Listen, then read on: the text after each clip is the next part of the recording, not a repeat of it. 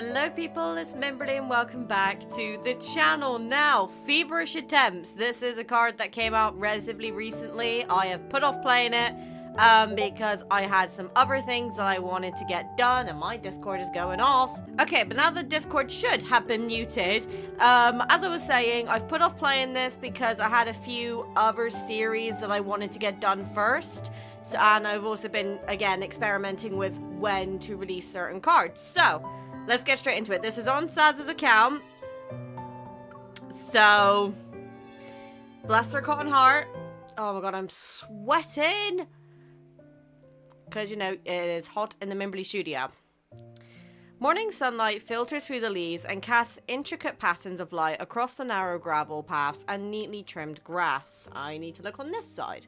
The psychiatric, I think that's how you say it, hospital sits on the outskirts of Lincoln City.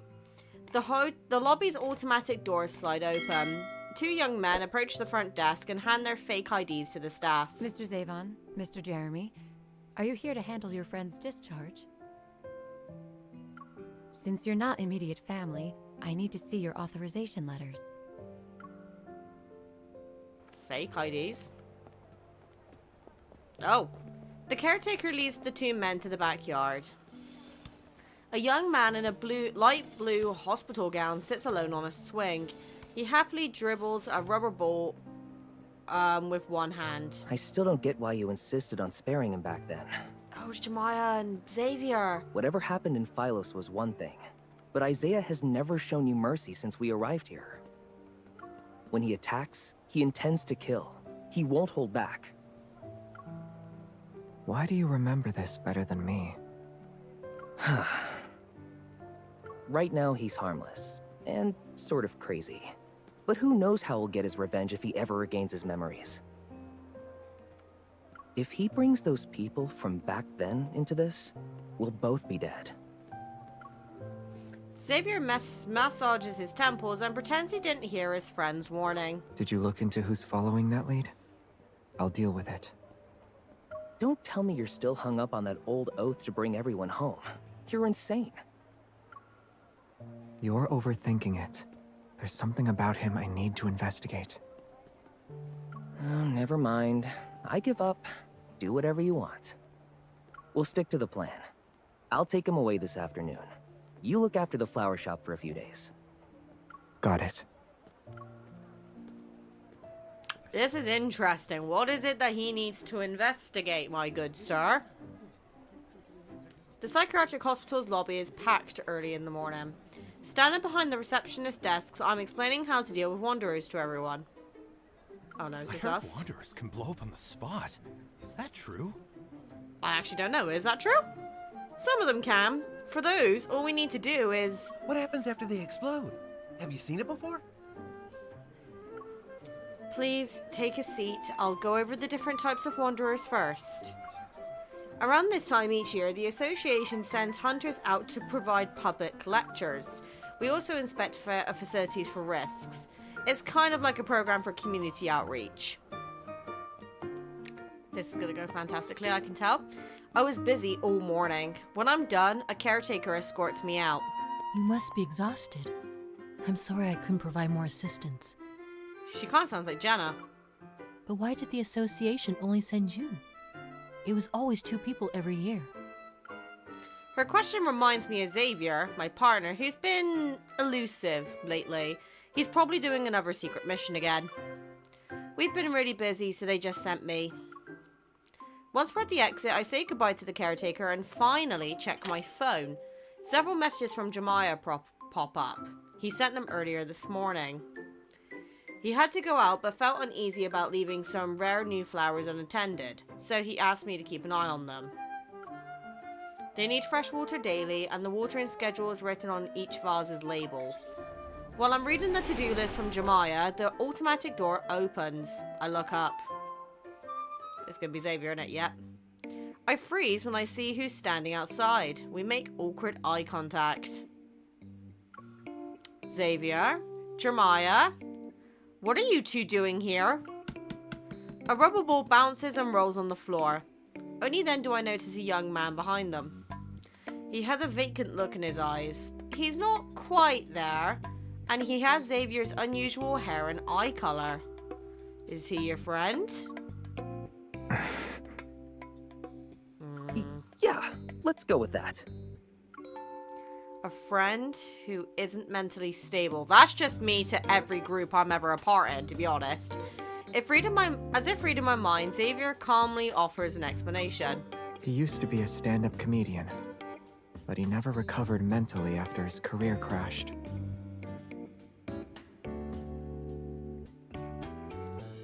What? Exactly. Fate envied his talent. Just look at him. He's funny even when he's standing still. He was born for comedy. They're perfectly in sync. Xavier stays composed while Jemiah guiltily stares into space. My intuition tells me they're hiding something, and the decision was essentially, don't tell her anything. Suddenly, the young man slips between them and stares at me. There's a strange expression on his face. I know you. Huh? You don't know, huh? You don't belong here. You're just like us. Oh, I didn't realize this was gonna get deep. What? He needs to take his meds. Jemiah quickly gets in between us and forces the young man into a wheelchair by a tree. Restraints snap out of the armrest and wrap themselves around his arms. For a split second, clarity returns to the young man's eyes. Fury surges. Xavier, I'll kill you. And you idiot, Jer. Ugh. Xavier swiftly hits the back of the young man's neck. The young man slumps as if he was an automation that was just turned off. The sedative must be kicking in. We'll help him return to his room. Yeah, we'll do that. He needs lots of rest. Jemiah hastily spins the wheelchair around and rushes him towards the white building behind them. The flower shop's in your hands for the next few days. Make sure to read the care instructions I sent. They quickly disappear behind the automatic doors. The courtyard is silent once again. Xavier? In the silence, Xavier looks into the distance, and then his gaze falls onto the nearby flower beds before finally landing on me. What a coincidence. You're here. Uh-huh. Yeah, I'm here as a volunteer on behalf of the association. So what's my hunter colleague up to? An ID card slips out of his pocket. We both reach for it, but I'm faster and pick it up. It's a Lincoln City ID. Xavier's picture is visible in the top left corner, but the name next to it... Busted. I take a deep breath and hold it out to him. Let's meet up at Philo this afternoon. Don't be late, Mr. Zavon.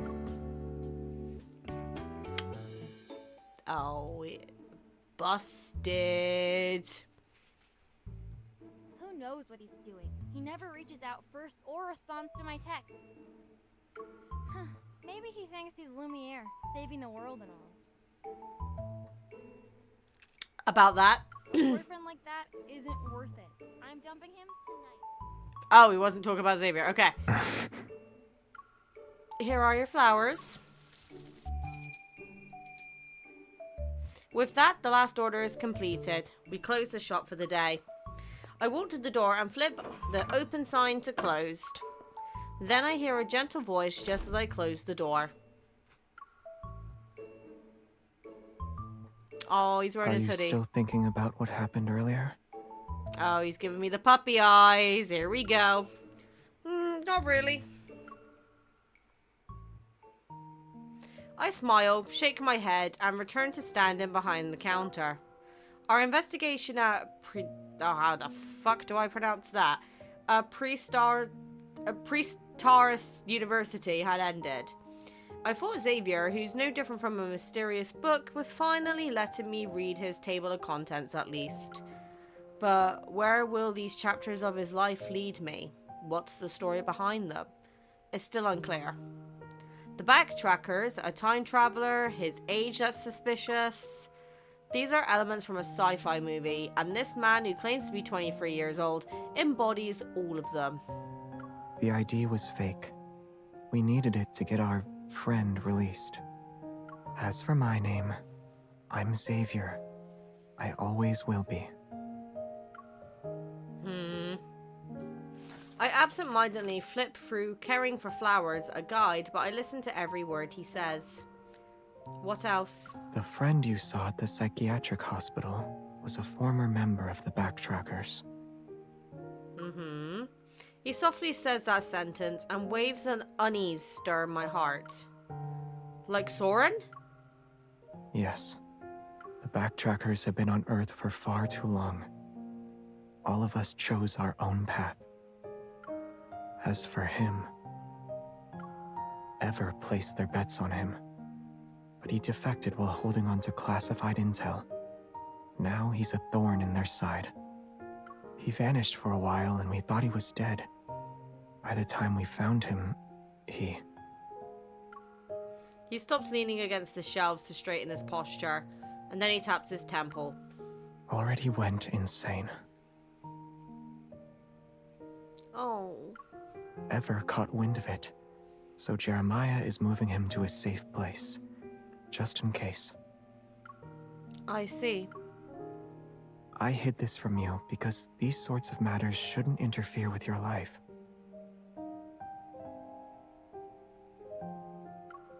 Mixed feelings churn inside me. He takes a step toward me and gently hooks his finger with mine. Are you mad at me? No. No, I've just been run ragged this morning. I haven't found a moment to rest. You're upset, though. Come on then, cheer me up. He places his hands on the counter and looks at me. I purposely avoid his gaze. Since you're so sure, tell me why I'm upset then. I dealt with dangerous things without telling you. And after you found out, I still tried to hide it. Really? So, what are you gonna do now? I'll redeem myself and keep you up to date. 24/7? The way he trails off is weird, and his gaze drifts to the hanging plant. Oh, you get him! I cup Xavier's face in my hands. When we make eye contact, his uncertain gaze returns to me. Let me give you the correct answer. I need to know everything about you. Xavier pauses before understanding what I'm implying. He speaks in a soft voice. Everything. Yes, down to the last detail. He nods. Understood. I hope he actually gets it now. Aww. This is kind of cute. There seems to be quite a bit of lore here, though. The knot in my chest loosens and I refocus on the remaining tasks. I lower my head and read through Jemiah's instructions while sorting the flowers. If a few petals are wilted, pluck them off. If most of them are gone, throw away the flower. Xavier returns with a bucket of fresh water. I steal a glance at him as I crouch down to check another bucket. I changed the water. Great. Without turning around, I continue reading the instructions while removing the wilted flowers from a vase one at a time. I'll check the flowers over there. Alright. Finished with the bucket, I move on to the next one. A couple of stray kittens passed by the door. I glance at the door. Nothing's there. They're gone now. If they show up again, I'll let you know. He's trying to get attention. Okay. I pull out several unwanted flowers and place them in a nearby trash bin. A little bee landed on a flower. I look up. Xavier is next to me. He's holding a rose. This one. You already checked every flower? Not yet. I was about to tell you. He drags over a bucket that was behind me. I'm going to start on this bucket now. He's misunderstood. Us saying to him, you need to tell us everything.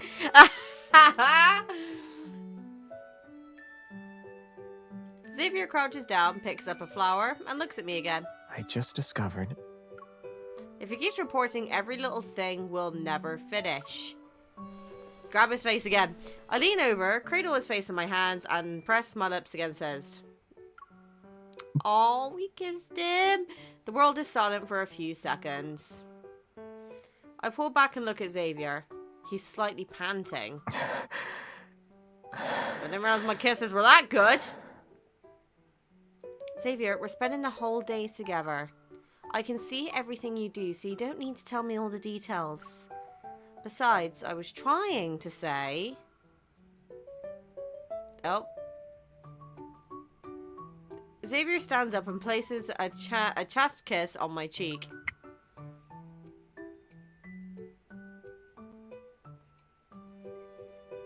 I get it. Okay, okay. So you know how I've been batshitting Xavier since day one? That's kinda changing, guys. Do I need to make a report in advance before doing something like this next time?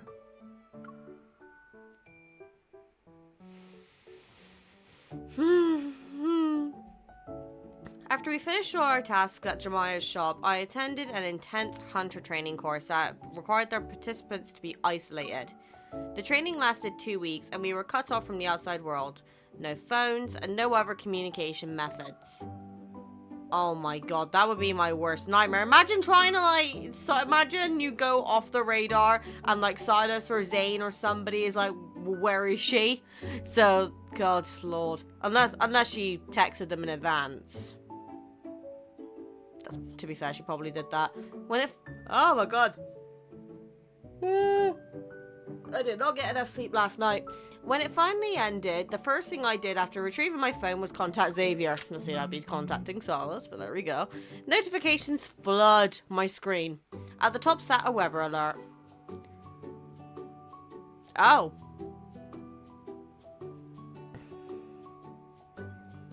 Bloody hell. Okay, oh my god. I got hungry in the middle of the night and found some instant noodles. I'm about to eat. I'm full now. I'm going to bed since it's time to sleep. Good night. I'm awake. Are you still not done with training? I miss you. It's rare for me to be up this early. I made fried eggs. I'm not sure how one side got burned while the other stayed runny. I just watered the flowers and got 2 tiny tomatoes out of it. You got chatty.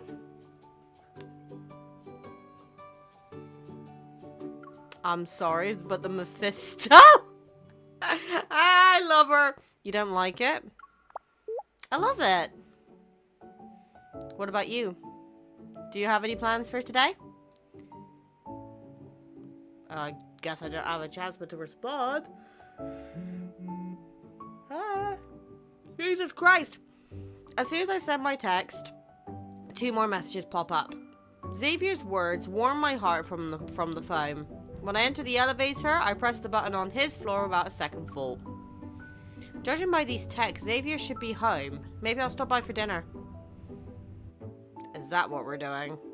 When I reach his door, I knock, but nothing happens. Confused, I use the spare key he left me to open the door. The apartment is completely dark. Xavier isn't here. He responded right away and asked about my plans, but he's gone? We promised to keep each other up to date. For him to leave without saying anything. Is he doing something dangerous again? Does he not want me to know about it? I'm gonna have to go get a coffee, I think. Right, I'm gonna go get a coffee. I'm really sorry. I keep yawning and I know it's ruining the experience. I'm gonna go get a coffee. Hold on. Okay, people, now that I've got a coffee on my desk and I am actually a bit more awake now, we can continue on with our regularly scheduled program. So, I look at my phone. Xavier's messages are still on the screen. You're not home? Where are you?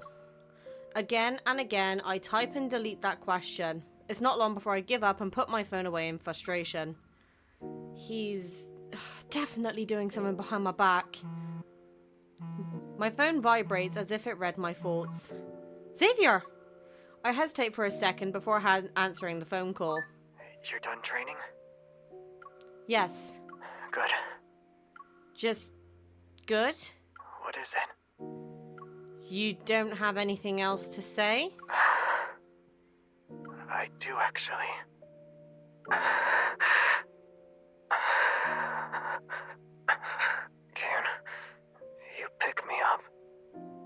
Where are you? Are you in trouble? Send me your location. Send it to me. The static grows louder and his breathing becomes faint. The call cuts off. Before I can call him back, a notification appears. Xavier sent me his coordinates. Isn't this where we had a mission together? Uh-oh. The nighttime breeze carries moonlight past the bamboo leaves and casts it onto the moss-covered stones beneath my feet. Collapsed stone pillars lie in a corner of the bamboo forest. The mossy ground bears footprints and signs of something being dragged. The protofield is in just disarray. That way. The forest gives way to almost violently as a massive wanderer is hurled out. It crashes into the ground and kicks up clouds of dirt. A beam of light fires through the forest and lands in a nearby clearing. Faint specks of light drift through the air like guides. I break into a run and follow them in the mist. Xavier is using his sword to support himself. He can barely stand. It's clear he just finished a tough fight. Xavier, it's me! Surprise appears on his face, but he quickly composes himself. Seemingly out of reflex, he touches his neck to hide a red glow beneath his collar. The proto-field around here is chaotic.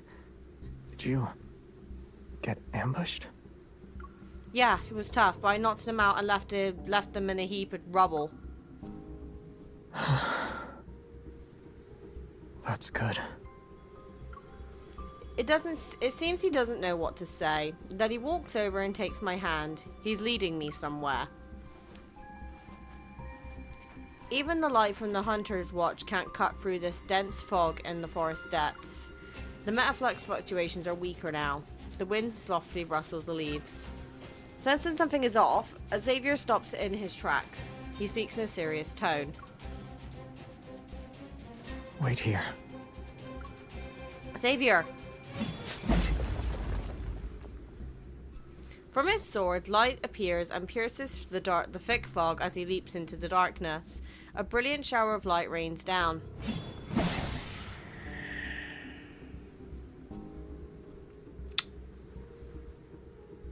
He's pushing himself, though. A few seconds later, a bright flash cleaves the forest and disperses the fog. Now Xavier stands before me. The light blade vanishes with a flick of his wrist. Only specks of light remain. As always, Xavier is calm after fighting. He dusts off his sleeve. The threats have been dealt with. I should feel relieved, but I feel a little upset. He might not need me for situations like this.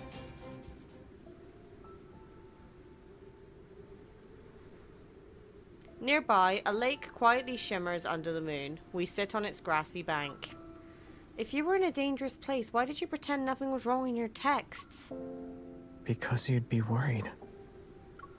That straightforward answer leaves me speechless. Then why did you call me? Because I wanted to hear your voice. His answers are still vague. He pauses before poking a blade of grass coated in dew. You always have your reasons. I'm used to you disappearing on me. I won't look for you next time you're gone for a few days. The light in Xavier's eyes dims for a second before he lowers his gaze. I'm sorry. Another empty apology. Unsure if I'm sad or angry, I punch his shoulder. Stop saying that! You never change! His fluffy head lolls onto me before I can finish. Pressed against my shoulder, his temple is damp with sweat. What's wrong? I look down. Xavier blinks slowly. His breaths are ragged. I couldn't keep my promise. It's my fault. But I didn't lie to you.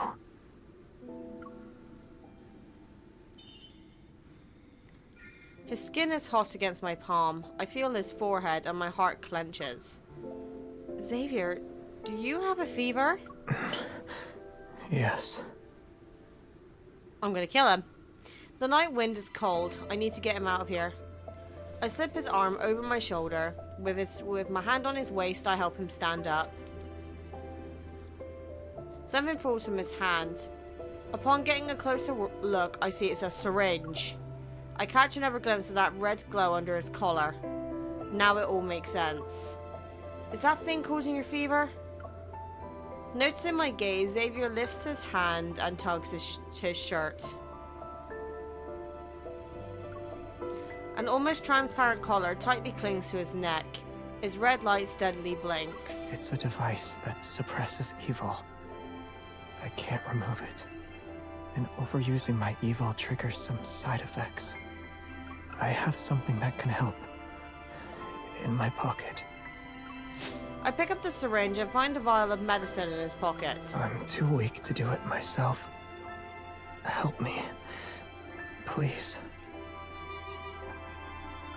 Xavier is exhausted. He leans on me and his breath is hot against my ear.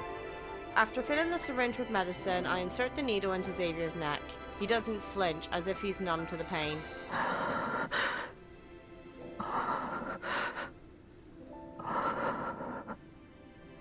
I slowly push the syringe's plunger to inject the liquid. He slightly frowns. I don't want to see him suffer. I gently stroke his burning ear and put his head on my shoulder. Before long, his face relaxes a bit, and his breathing becomes stable. His condition has improved, but I'm still on edge. Let's get out of here.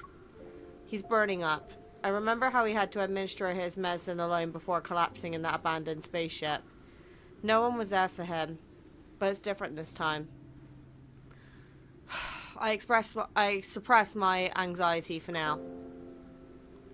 Oh.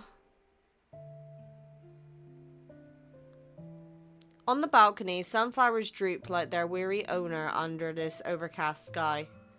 His hands and neck are cold, but his forehead is hot. He's not injured. He only has a fever. I guide Xavier onto the bed and put a clean blanket over him. He's covered from head to toe. Do you remember where you kept the fever medicine? Bedside drawer. Oh, he's sick. He pulls the thick blanket away from his face and takes several deep breaths. It's as if he can finally breathe. Can you imagine if we all got like a card where genuinely the love interest was sick and we spent the entire card basically just taking care of him? Like, you know, Zane. Obviously, we kind of got it in ebb and flow with Raphael, but that was obviously because of that, you know, one day of the year. Can you imagine Silas being sick? I'm pretty sure there's a Secret Times about this, but imagine Silas being sick as a card. I feel a lot better now. I think I skipped that shit. Once I sleep for a bit, my fever will be gone. Promise. Xavier and Sleeping, name a more iconic duo. He pulls the thick blanket away from his face and takes several deep breaths. It's as if he can finally breathe. I rummage through the drawer for the fever medicine and ignore him. Just rest and don't move. I'll get a glass of water from the kitchen. The glass is half full when the door opens behind me. The sound is soon accompanied by a set of footsteps. What, were you afraid I didn't know where to get the water? I turn around to find Xavier blinking. He's at a loss for words. He shifts his weight. Leaning against the fridge, he carefully watches my expression. Here. I give him the glass of water and medicine bottle. Drink it and take your medicine. Oh, okay. Will you be going home soon? What do you think? If you leave, and my fever comes back in the middle of the night, what if I die? Will anyone notice? It's a fever, Xavier. You're not dying. You're not allowed to. The Xavier girlies will not be happy. I let out a quiet sigh and let go of my frustration. With a slight smile, I meet his inquisitive gaze. Funny you should say that. I was planning to look after my fragile neighbor. His long eyelashes flutter under the lamp's warm light. The seemingly grey shadows on his face gradually fade. I only have one bed, though. Oh no, what a fucking problem! Looks like we're gonna have to share a bed. Oh no, whatever are we gonna do? Then you can take the bed. I'll sleep in the living room. But... Oh, you don't want it. Done with his flimsy excuses, I grab his shoulders and gently steer him to the bedroom. Quiet. Focus on resting. I bring Xavier to the bed and turn to leave, but just as I'm about to close the door, his arms tighten around my waist. You're not going to ask? Why? You can ask where I've been, who I've met, what I've done without telling you. He doesn't let me push him away. Instead, he gently holds my fingers. The medicine doesn't seem to be working. His breath is hotter against my neck. If I asked, would you tell me everything? Besides, you already came up with answers and practiced them in your head. His breath hitches. I stop resisting and turn to face him. Should I feel honored that you fought me when you were on death's door? If you're angry, take it out on me. I'm too weak to fight back.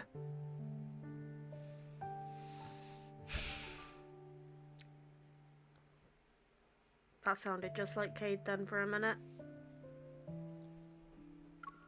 Don't worry, once your fever is gone, I'll settle the score. But for now... I stop as his grip loosens, but he quickly pulls me back into an even tighter embrace. No. This isn't just a cold, you know this. You said I need to be cared for. Is leaving me alone in this room how I'll be taken care of? I'll recover faster if someone who makes me feel safe stays with me. He literally is a fucking puppy. Also, sunlight, go away. Sunlight is not liked in this household. The warmth from where we're touching intensifies. My heartbeat syncs up with his shallow breaths. I want you to stay. He's got the puppy eyes. I'm starting to find it difficult to resist it.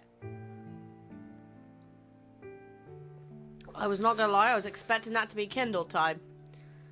The morning breeze stirs the curtains and light slips through the gap. As I open my eyes, I see a ray of light falling across Xavier's eyelids. I touch Xavier's forehead. He's still a little hot. Xavier stirs and slowly opens his eyes.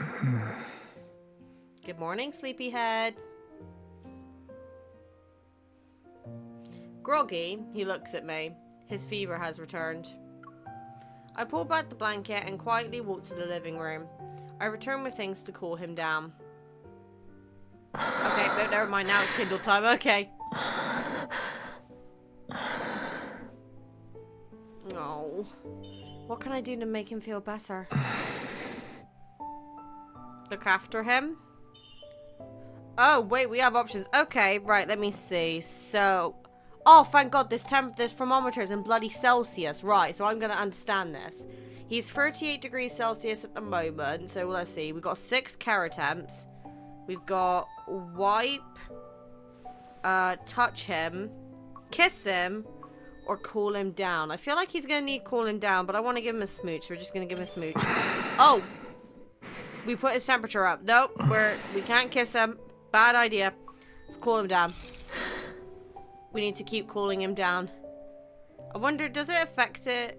Like, if I, say, for example, click on his forehead, will that do more of an effect than, say, for example, touching his chest? I don't think that made much difference, did it? Well, we're making him slightly colder. It's not much of a difference, but it's something. 37 degrees Celsius. Fuck. Aww. Oh, he's a sleepy baby.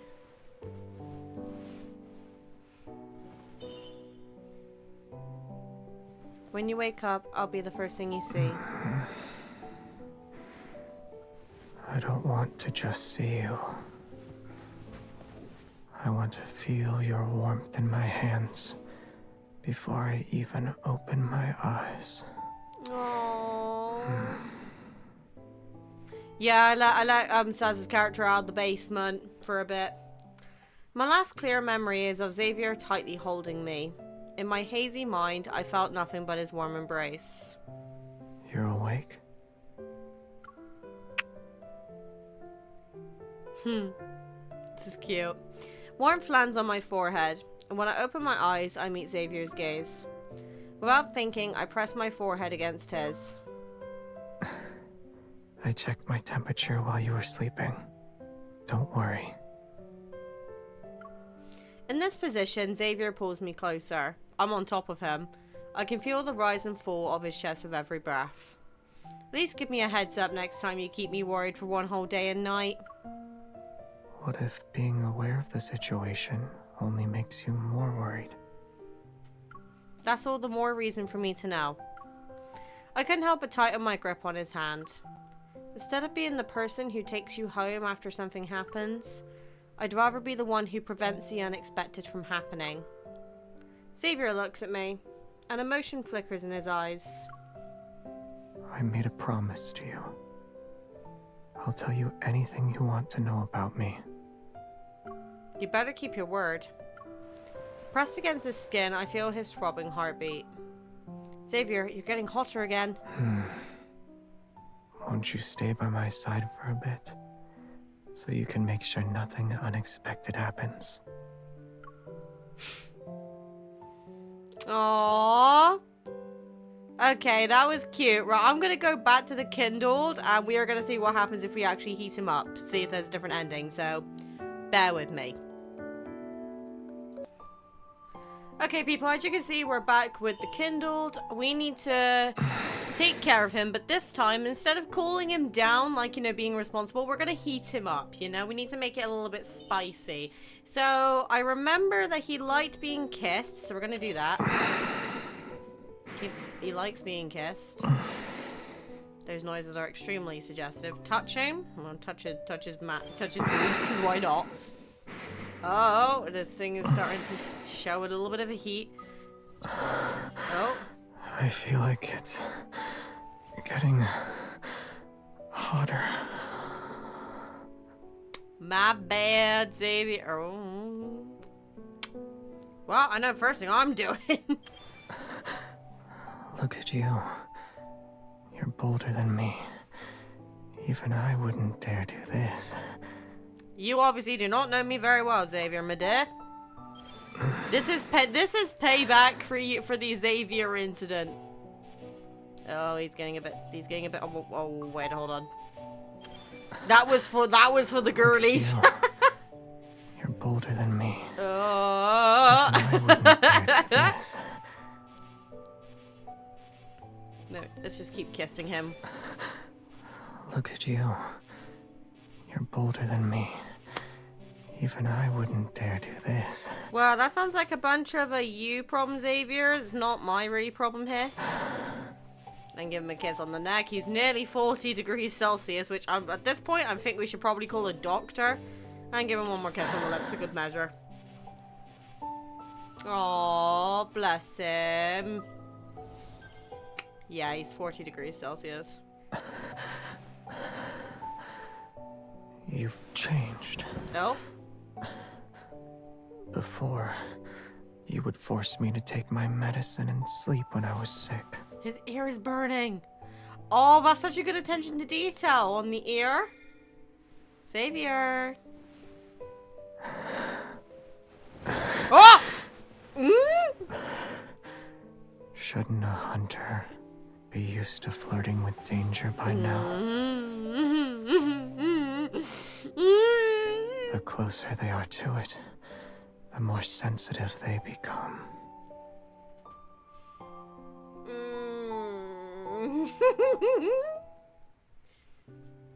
I felt nothing but his warm embrace. Is the rest of this the same? You're awake? I think this is all the same. Yep, this is all the same. Okay. Well, on that note, that is it for Feverish Attempts. Now, honestly, that was not where the direction I was expecting. I was expecting it to be more on the spice level, but it seemed to be a bit more with lore and stuff like that. And Xavier basically just trying to protect MC by not telling her what's going on, then MC getting frustrated because MC's MC. It's interesting though. I will admit, I would be intrigued if we had something similar for the other love interests, in the case that, and by that I mean as in like we see a bit more of the side that they are hiding from us. Like for example, we know Zane struggles to control his evil. We know that we now know potential death and rebirth. Spoiler alert. That Silas basically saved us at the beginning, and we knew him when we were kids and stuff like that. You know, the Gaia Research Center, and there's just so much stuff that they could use with this. Info would honestly need like a pay raise for all of the lore, because the lore is just so good. Speaking of Death and Rebirth, I still gotta finish that, huh? I know what I'm doing next. See you tomorrow.